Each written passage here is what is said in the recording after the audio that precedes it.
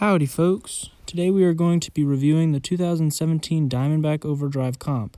This is the bike I'm currently riding, so it's not in its original condition, but the majority of the components are stock. Let's start up front and work our way back. First off, the fork. This bike has a RockShox Recon RL with 120mm of travel. The RL stands for Adjustable Rebound and Compression, which allows you to fine-tune your fork to your preferences. While this is a great fork for anyone riding XC, I would prefer to have a few extra millimeters.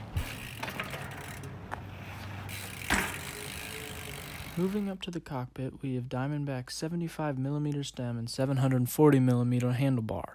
Combined with the frame's 68-degree head tube angle, this bike is optimized for speed on the climbs while still being able to rock the descents.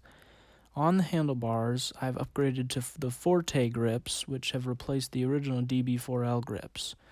Moving in from there, we have our SRAM NX 11-speed X-actuation trigger shifter, and we also have our Shimano BR M355 hydraulic levers. Those levers run down to an 180mm front rotor and 160mm rear rotor. In my opinion, I would prefer to have a bit more stopping power.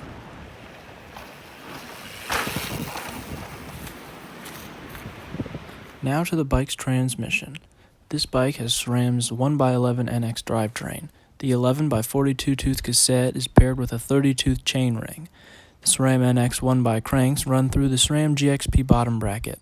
Threaded into the cranks, I have blue race-face chesters. Up front, we have a Maxxis Minion DHF 2.3 running on the Diamondback Blanchard 25 rim.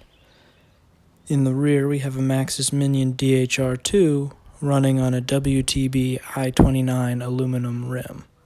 Last, but surely not least, the saddle.